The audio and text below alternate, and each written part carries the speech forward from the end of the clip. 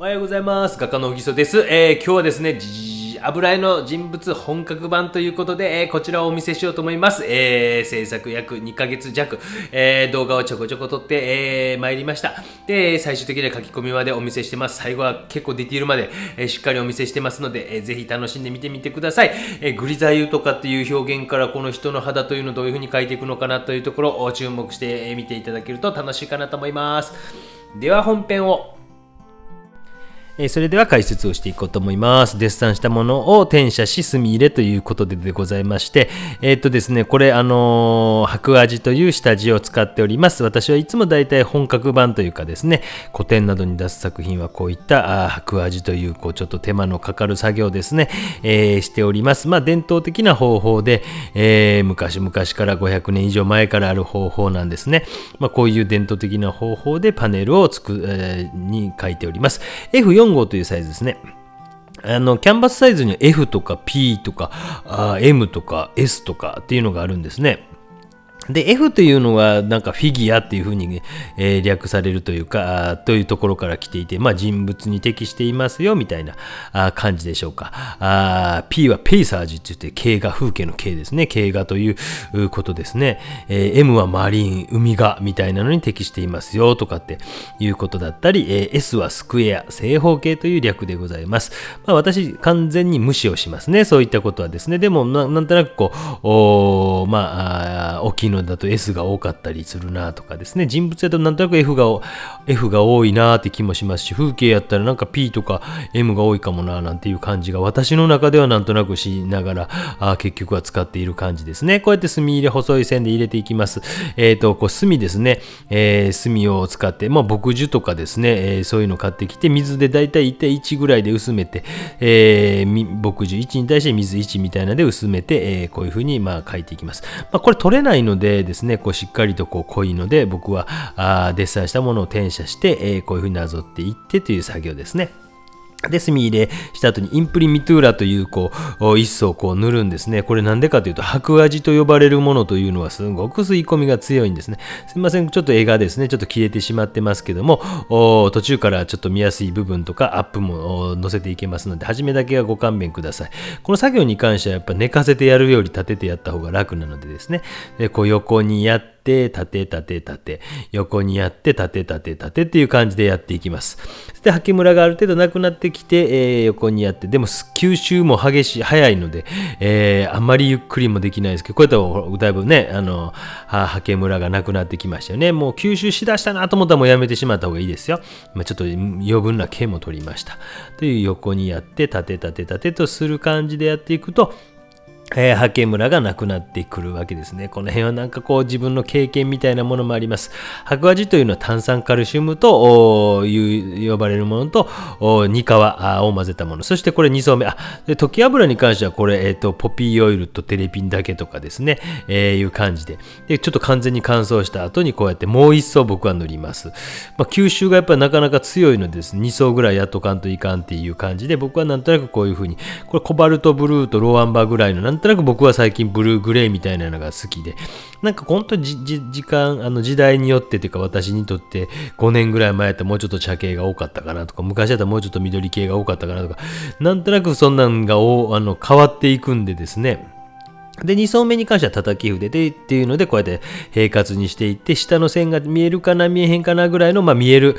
あたりでとどめるんですけど、全くねこの動画だけじゃ見えにくいかもしれませんけども、こういう風に叩いて平滑にしていっておきます。筆ムラなるべく2層目に関してはある程度吸収が止まってきたかなと。それでもやっぱりマットなんですね。そしてそれが完全に乾燥を待ちますと。で、ここからちょっと上からお見せしますね。ちょっとコバルトブルーとローアンバーとか茶色とか、ちょっと白入れましたね。また違う。いつも紫ちゃうんけってね、ほんと変えるでしょ。この辺が僕の本当になんかややこしいところで、こう書きます、いつもはっていうことまずないんですね。いつもコバルトバイオレットでやってたのに先生また変えはったなって感じかもしれませんけど、その辺がなんでじゃあこれにしたのっていうのもちょっと難しいんですね。なぜって言葉にするの難しい、すごく感覚的な部分があって、ちょっと白入れたいなと思ったんですね。なんとなくちょっと暗すぎたかなとか、なんとなくの印象ですよ。で、ちょっとそれから暗い色を少しまず置いていきながら、もうちょっとやっぱもう明るいのでいこうかなというのでドボーンと置きました。ダウンとですね、生に近いような、そしてちょっとグレートーン作ってですね、で、顔の部分っていうのは、釜油と呼ばれるような単色画に近いような黒、白、それに茶色を混ぜたぐらいの色、絵の具は結構いっぱい出てますけども、他の絵も描いてたりするのでですね、で、ちょっと今茶色ですね、あんまり赤とかですね、青とかというビビッドな色を置くわけじゃなくて、ある程度単色に近い色で僕は描いていきます。描き方本当皆さんそれぞれで自由ですよ。で、僕はこういうふうに下地の色というのをある程度暗くしておいて、こうやって光の中から何かが浮き出てくるような感覚みたいなのが好きなんですね。このプロセスの段階のこの段階というのも案外楽しくて、でも一番時間かかるので一番しんどいところでもあるんですけども、このようにですね、光の中から湧き出てくるみたいな感じで描いていきます。昔の絵とか見ると土星系、土系の絵の具で、やっぱり例えばレオナルド・ダ・ヴィンチなんていうのとか、なんとなく途中の絵とされているものとか、なんとなくこんな感じの段階じゃないですけども、単色に近いような茶色と黒となんか白ぐらいで描いてるような絵とかあったりすると思うんですね。で、そういうのである程度安価、安い絵の具で、だいたいモデリングをしていったりとか、こういうキアロスクーロっていうんですけど、陰影法みたいな光影をしっかりつけておいて、その後に着彩というか色をつけていくという作業ですね。これはナイロンの筆を使っていっておりますっていう作業をしていくと。この辺の段階というのはなんかね、本当に闇から出てきて、頬骨がどの辺にあって光がどの角度から当たってとかいうことを総合的に頭の中で考えながら描いていっているわけですね。こういう段階とかっていうのもね、本当に最終的にはなるんやと思うと、皆様とって面白いかもしれませんよね。参考になるのか勉強になるのか知りませんけども、勉強してください。もうよくね、有料級ですねなんて言われますけど、いいんですよ。もうどんどん見てください。もう遠慮なく。そしてなんか赤みがかったちょっと強いところとかっていうのは、今ちょっと茶系の茶が強いような色を少し入れときましたりしております。なんちゅう日本語や。よわからんなっていう感じですけども、このように入れておいたりするわけですね。僕の場合ですよ。だからこれはもう本当に自由なんで、なかなかね、こうしろああしろって僕は言わないので、こういう伝統的な方法があります。そしてビビッドな、後ろの方から光がどんと差しているという感じを出すためには、この辺に生の白をどんと置いたわけですね。こういう伝統的な方法を知った上で、他に応用とか皆さんされていったらいいんじゃないかなと思って私はこうやってあげてるわけで、ですね。やっぱり昔の絵ってすごく理にかなっているというか、やっぱりそういうね、長いこと伝統的な歴史的な方法というのはやっぱり理にかなっているというところがあるので、無駄もないですし、すごく勉強にもなりますよね。だから僕は模写とかも、例えばレンブラント、ハルメンスゾーン、ファン・レインの模写とかを大体毎年1枚やっているような感じですね。大学院の学生さんといつもやっているような感じです。ということで、ちょっと鮮やかな赤とかっていうのは少し僕は初めから置いておこうかなっていうのが、これは私のやり方ですけども、皆さんもなんかやりながらですね、自分なりの方法みたいなものも見つけつつ、いつも言ってます。怖いのはマンネリですね。いつもこうやってたらこう絶対できるんだとかっていうことによって、なんていうか絵を描く純度みたいな感動とかですね。そういうのが薄れないようにだけは注意しながらというところが結構大事です。私はよく言ってるんですね。一番怖いのはマンネリ。絵描きにとって一番怖いのはルーチン、マンネリだということで。でもやっぱりなんとなくうまくいった方法をやっぱり使ってしまうのが人間ですよね。白目を描いてってますね。ちょっと大きめの筆で描いてってますね。何号ぐらいですか知りません。自分らでだいたいこのぐらいかなと思って、ください。よくそういう細かい質問を受けるんですけども、結構感覚の人なんで、いつもこの筆使います、このサイズ使いますっていうことも全くないのでですね、思い出しても思い出せないという。で、目とかも少しこういう風に描いていくわけですよね。昔のやっぱり僕がね、油絵の本とかに載せたりしてるやつとか全然違ったりするんですよ。もう今とね。だから昔の聞かれても困る時あるんですよ。昔の本にこう書いてたじゃないですか。忘れましたっていう感じですね。だからそういうことよくあります。そういうものだと僕は思うんで、昔はこうやったけど最近変わりましたねみたいな感じで答えますけどね。で、影の中の目の中とかいう意識は持っていますよ。だから生の白じゃないんですけども、結構目とかって皆さん生の白バンと置くんですけど、そこまで本当に白いですかっていう感じがあったりしますよね。そして眼球っていうことをやっぱり意識してほしい、球体になっていますよとか、全くもってドライアイじゃないから、こう艶のあるものの、それが影の中にある、そして上まぶたとかの影も落ちている眼球という意識を持たないといけないわけですよね。何を言うてはんにゃおじさんはって感じでしょ。だからちょっとこういろんなことをこう総合的に、書きながらも同時判断していくということですよね。唇とかちょっと歯とかもこの中に、あるという意識をしながら書いていくということで、白黒でこういうふうに書いていってます。白黒と、茶色を混ぜたね。だからその辺は本当にこう最終的な段階っていうのは、ね、どう書いてあるかよくわからないようになってくるっていうのは理想的なのかなっていうふうに私の絵のタイプの場合は思いますよね。でどうなってるのかわからんわっていう感じになってきて、それは絵の具のこう構造であるとかっていうのが複雑になってくると、どうなってるのかわからへんわっていう感じになってきますよね。だからこう絵の具という物質が物に変わってくる。これ最近よく言うんですけども、変わってくる。でそういう瞬間というのがやっぱりすごくこう絵を描く醍醐味の僕の中では一つになっているんですね。こう石膏デッサンとか石膏デッサンじゃなくても白黒のデッサンとかを描いていても、ちょっとそこに色が見え出す瞬間ってあるんですよ。うわ、なんかややこしい、やばい、なんか先生突然変なこと言い出しはりましたわって言うかもしれませんけど、あるんですよ。微妙な色とかなんかをこう積み重ねていくと、白黒の絵がなんか色が見え出す、危ないこと言い出しはった、やばいわこの人と思うかもしれませんけど、あるんですよ。でこの体験した人って意外といると思うんですよね。ある一線を越えていった時になんかなったと。でこの経験って特にデッサンで起こった時にはなんかってね思って、で自分のクオリティ、作品のクオリティが1段も2段も上がるという感じがあるんですよ。わけわからんこと言い張りましたね。今ね、説明しろって言われても困るんですね。すみません。なんとなくこう書いたっていうことじゃなくて、なんかものになってきた、なったっていう感覚なんですよ。わけわからんこと言い張ったな。これ説明いっぱい質問来るかもしれませんね。本当にそれは絵描きでしか感じ得れないような感覚というかですね、そういったものが醍醐味なんですね。なんかこうパソコンとかで絵描いててもそれってなかなか起こらんちゃうかなっていう感じがするんですよ。今やったらこう筆致であるとか絵の具の物質であるとかっていうことを残しつつ描いてるんですけど、それがある時にふわっとなるというですね、それがなんか絵を描くということの一つの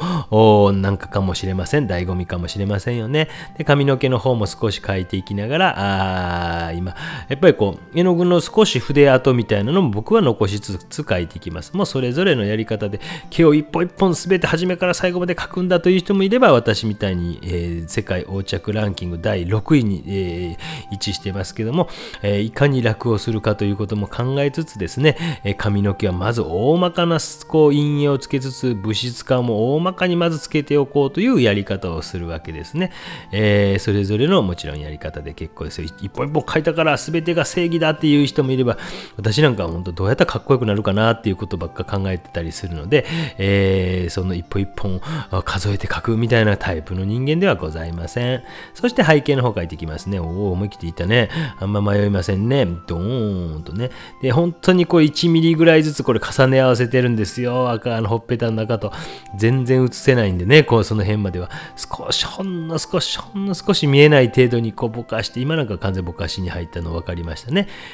ぼかしたとか言わないでよ、また先生分からんこと言い張ってという感じでしょうね。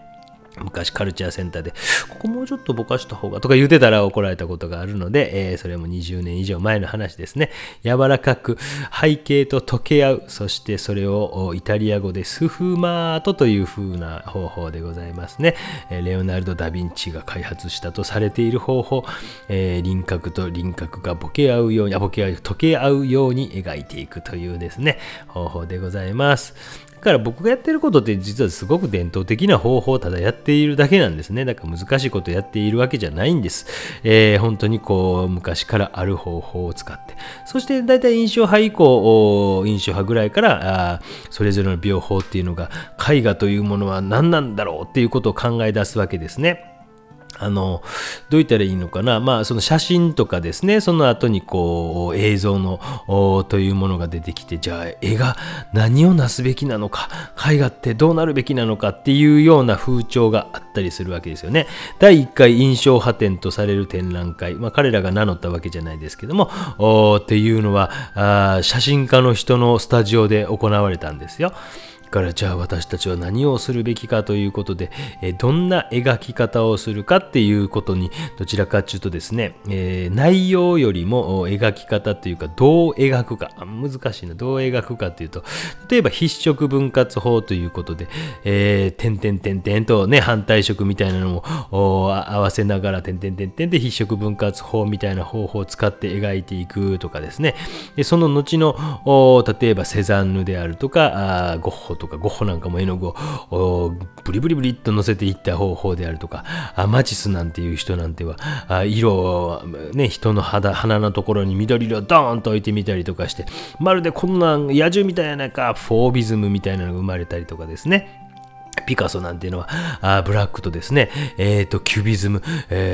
立体的に描いてあげようとか、コラージュとかっていうのを編み出したり、要はどう描いていくかということになっていったわけですね。もちろんもともともどう描くかっていうことは命題の一つであったんですけど、よりそれが強くなっていったというのが20世紀の美術なんですね。だから皆さんにとってすごく難しいという、何のこと言うてはんのという感じかもしれません。そういう動画を作ってもいいかもしれませんね。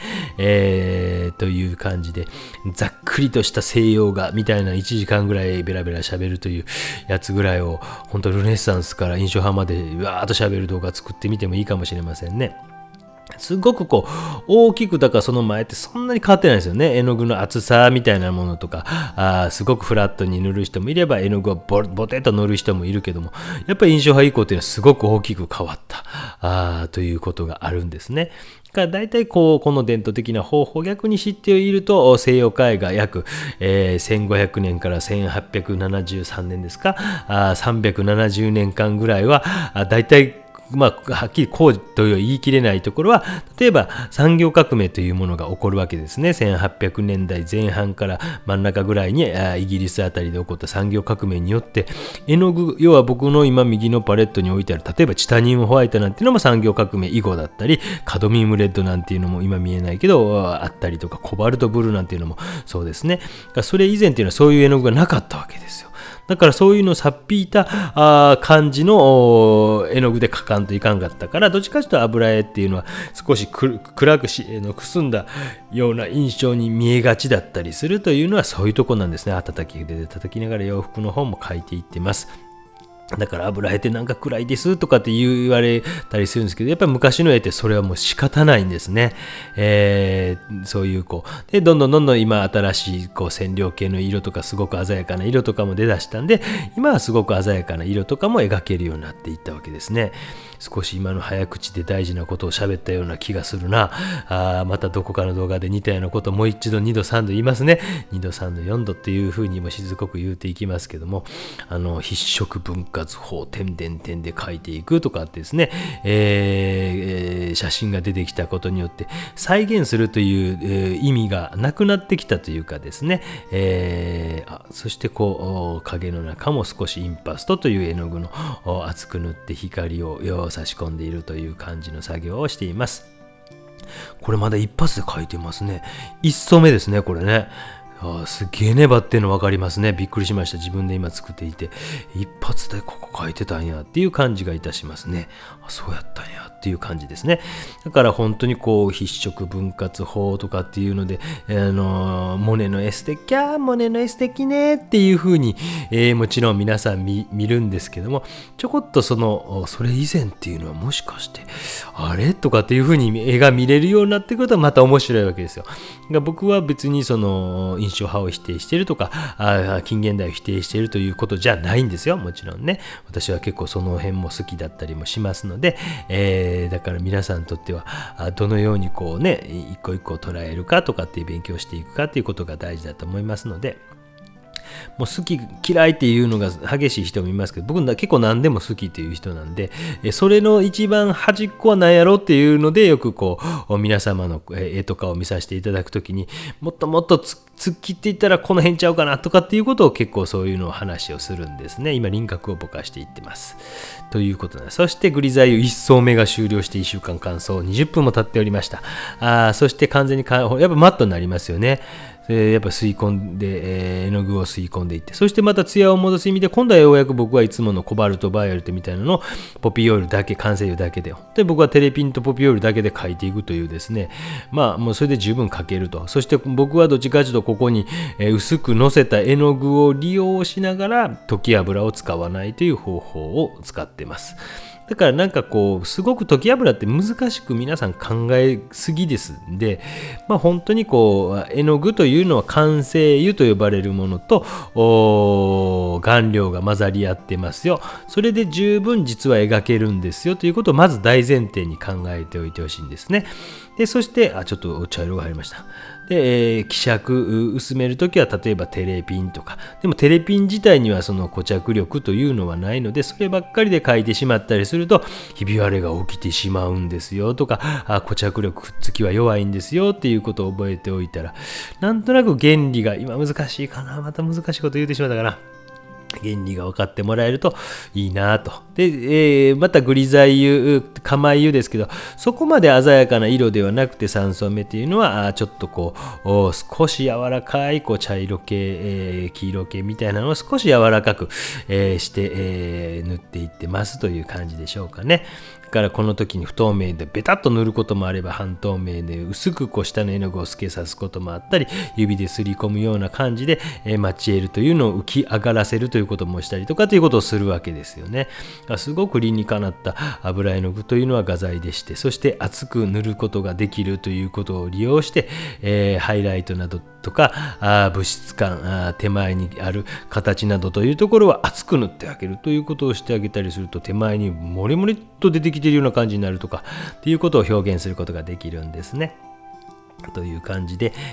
肌全体に絵の具が塗られていっているわけでございます。で髪の毛とかもある程度全体を見ながらバランスを僕は見ながら進めていくタイプですね。こういうのはやっぱり受験とかをこう経験してきたということは大きいのかもしれません。1日で油絵を描きましょうみたいな試験とかを経験してきた。1日で油絵描くんですからね。武蔵野美術大学、多摩美術大学というところ受験しましたが、それは1日で描くという試験だったりしたわけですね。だからある程度その全体途中で終わっても最悪85点ぐらいに見えたら受かるぞっていう感じにしとかないといけないわけですよ。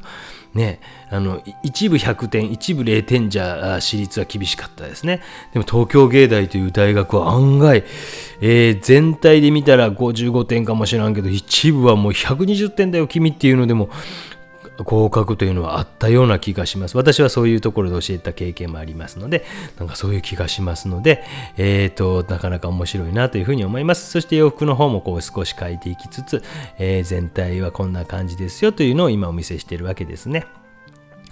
少しずつですね、深みが絵の具が深みがなんていうか難しくなってきたというかですね、こう人の肌なんかこれ何色ですかってパッとこう多分、5人の人に聞いたらみんないろんな色を言うと思うんですよ。そういうふうにやっぱり人の肌って赤とか黄色とか青とかっていう言葉で言えないような複雑さを持ってますよね。だからそれにすごい適してるんじゃないかなという、このグリザ油という技法とか釜油とか油絵の具というのはやっぱりそういう複雑なモチーフにはすごい適しているんじゃないかなと思います。すごくリアリティを持った絵を描きたい人にもやっぱりアクリル絵の具よりも乾きが遅い分こう輪郭をぼかしたりとかですね、絵の具を置いてその絵の具自体を動かして形にすることもできたりするわけですよね。がちょっとこうなんか彫刻的に粘土を画面の中で練るような感覚みたいなのも味わえたりするんですね。そういった絵の具なんでございますよ。これも今載せてます。それを少しこう筋肉の方向であるとか何であるとかっていう方向に動かしながら絵の具を少し動かしてあげるなんていうこともするわけですね。でそういうこともできる画材ですね。可塑性っていうことなんですけども、こともできる絵の具なんですね。だからそれぞれの特性というのを生かしていってあげたりすると、すごくこれなんか絵の具少し厚く塗っていきながら、それでも影の中の明るい色っていう意識は絶対に忘れないで、本当に手がね持ちつきないですね。私のこの本当日頃と同じですね。いろんな耳触ったり口触ったりなんかね耳触ったり、もうこしょばいわって感じかもしれませんけど、いろんなところに手が動いていく感じが面白いですよね。突然どこかだけがボンと出来上がるっていう、目なんかだいぶ7割8割ぐらいまで来てるかもしれませんが、一方耳なんか2割か3割かなとかね、いう感じがしますけどね。っていう感じで細かいディティールとかも描いていってます。ハイライトなんかも絵の具をのせていって、ちょんとのせて、それを絵の具を少しこれなんか動かして、こっちからこっちということをしたりとかするわけですね。そういう絵の具、もう要は乾きが遅いからできる。でも乾きが我慢できない人っていうのはもう触っちゃうわけですね。ダメ、ダメ。そしたらぐっちゃぐちゃになっていくということがありますよね。だからもうちょっともうこれ以上無理やめとこうと思ったら止めるという勇気が必要なんですね。で止めてちょっと一旦、だから乾かないうちにも描けるし、止めてあげて構造を作ってあげることもできるという、何層でも構造は作れます。そのバランスのような気がしますよね。全くもってなんか絵の具を画面の中で動かさずにペタペタと置くのもいいですけども、やっぱりちょっと微妙な調子とかもつけつつでも混ざらなすぎるという、これだいぶ人の肌が複雑に、そして出ているもだいぶ見えてきましたけど、若干やっぱり人の肌のなんていうかあったかみみたいなのはないわけですよね。でそれが少しね、もう1層ぐらい塗ることでだいぶこれって書き込んできましたもんね。それでもこれで2層目なんですよね。で構い湯から少し着彩はしていってるけども、ちょっとまだサイド的な部分では弱いかなという感じがしながら、影の中も丁寧に追いかけながら、洋服もねこれだいぶ顔がいい塩梅になってきたんちゃうかなっていう気がいたしますよね。で洋服も少し描きつつ、全体も見つつ、最終的な段階に向けて、突き進んでいっとるわけでございます。ベタっと塗るときは思い切って混色をしてしっかり塗るということもしてあげる。それによって不透明の面ができるわけですね。でそういう不透明の面っていうのも作ってあげたり、叩き筆で筆跡をなくすところもあったりとか、しっかり筆致を残すところもあったり、ディティールを描いたり、もうすごい複雑な作業が入り組んできて、そうすることによって絵の具が物に変わるという瞬間が皆様も味わえるかもしれません。っていう感覚ですよ。本当になったみたいな感覚で、この段階ちょっと1回載せておきました。そして、最後ですね、乾燥するまでまた1週間の間を置いてとか、違う絵とかも描いてましたから、いろんなとこ行ったり来たりもしております。そして最終的な段階に入ってまた同じことをして、あれデジャブやんかみたいな感じかもしれませんけどね。デジャブ何分か前に戻ったらデジャブやんかって感じかもしれません。ぜひスワイプしてみてください。うちのチビよく最近やってます。なんかシューッとね、下のところをギューッと動かして前のところに戻ったりしてですね、またドラえもんの星野源さんのドラえもんを聞いてはるわって感じですね。星野源っていう言葉が彼の初めて言った人名、人の名前となりましたね。自分の名前じゃなかったですね。星野源って言ってますね。うちの恐竜一さんですね。でちょっと黄色みがかってる。そしてなんていうか昔でいうジョン・ブリアンみたいな色ですかね。でもうっすら絵の具を透けさしながら置いているところもあったりとか、っていうことをすることによって、下の青っぽいグレートーン、ブルーグレートーンみたいなのも全部消さないように我慢するわけ。難しいこと言ってはるわって感じですね。もうわけわかりませんって。そしたらちょっとずつディティールがちょっとずつアップ、最後はもっともっとアップをお見せしますし、ちょっと斜めから撮っておきましたので、今は真上からちょっとお許しください。だからちょっとあんま見えにくいところもあるかもしれませんが、真上から今撮っております。でちょっとパレットなんかも載せていると、こういう辺の絵の具を使ってはるんやなという感じがわかるんじゃないかなと思います。日頃使っているパレットをまたこっちの絵で描いてとかするから、パレットの絵の具の並び方、今白が下にありますもんね、という感じでちょっといつもと違う置き方されてますけども、そういうのもお許しください。で、前髪とかに落ちてる人の肌の影の色どれぐらいまでの暗さにしようか明るさにしようか、首の下の影の色どれぐらいの色にしよう明るさにしようか、もうその辺っていうのは本当に自分の中の微調整ですね。キャッチボールもうちょっと明るいかな、もうちょっと暗いかなっていうことをもうささやきながらでもいいからちょっと自分の中でもうちょっと鼻高い方がいいかなっていうふうに本当にこう思いながら弾いて見てみて、もうちょっとかな、下の色うっすら透けて見えるこのグレートをなんとか塗り残しつつもでも全部ベタとならないようにせやんといかんなとかっていうのをなんか念じながら書いてます。もう本当に解説うるさかったらミュートにしてくださいね。ぜひミュートにしてください。なんかこういう芸人さんいましたね。ボソ喋ります、栃木の人間ですみたいな感じのね、つぶやきなんとかさん、つぶやき三郎さんでしたっけ、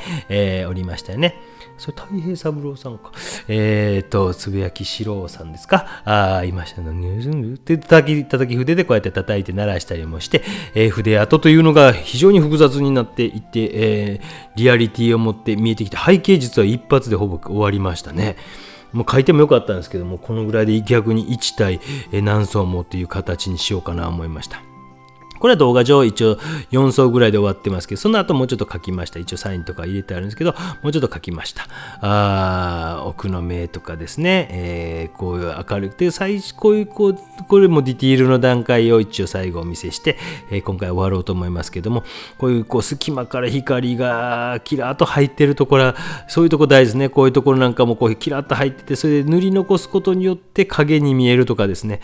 この辺のちょんと置いて、それの絵の具を少し伸ばしながら周りの絵の具と溶け合わせながらとかですね、すごく大事な作業となっていますよね。こういうの辺っていうのはどうかな。これなんか本当に下手すれば筆色分割法じゃないですけども、てんてんてんてんてんてんって言って複雑にしていってるの分かるんじゃないですかね。で、下のうっすらとブルーグレーも見える、感じるの分かりますかねっていうところを感じさせ塗り残し、そして隙間を描き、ディティールを描き、こんな感じでちまちましながら少しずつ、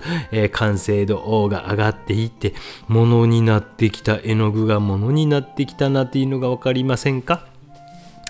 何色って言われても分からないでしょっていうところが大事なんですよ。何色って言われてもわからないというですね、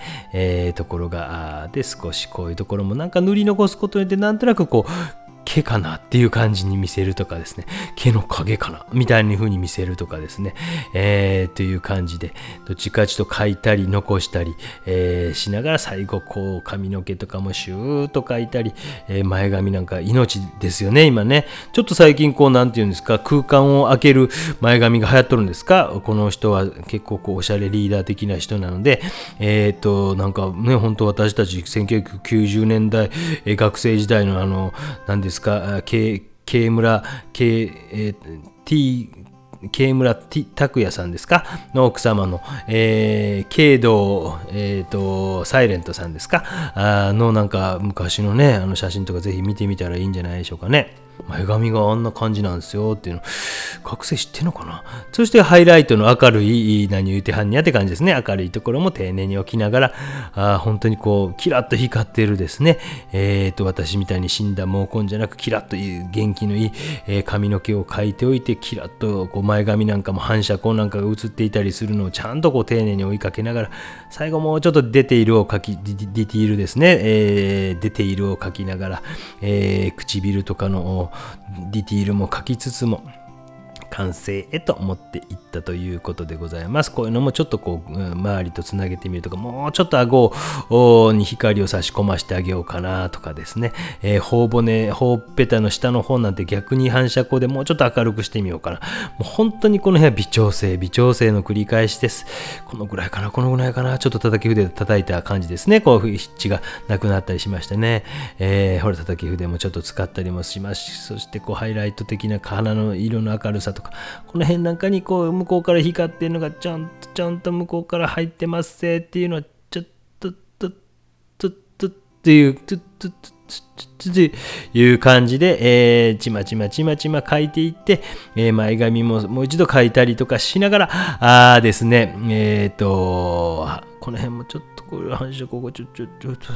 こっちからちょっとっていうような心で、念じながら密度を上げながら完成へとまだ明るくしようかなっていう感じ。ほらもう微調整の繰り返しですよね。なんかね、私なんか毎朝お化粧時間かかりますけども、そのお化粧していくような感覚で、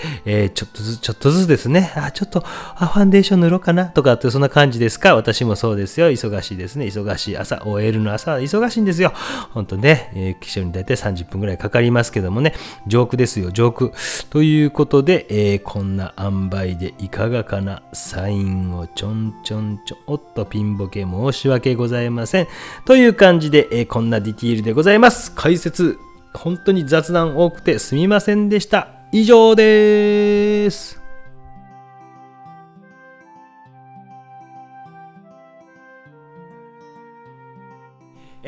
ご視聴ありがとうございました。いかがだったでしょうか。こういった感じでですね、うっすらこう絵の具をこう構造を作っていくということをしていくと、これぐらい深みのある、絵の具となっていきます。そして絵の具をですね、物質に変えていくというところ、皆さんに参考になるんじゃないかなと思いますので、ぜひこれからの勉強頑張ってみてください。チャンネル登録とかしてもらえるとおじさん嬉しいです。ではまた。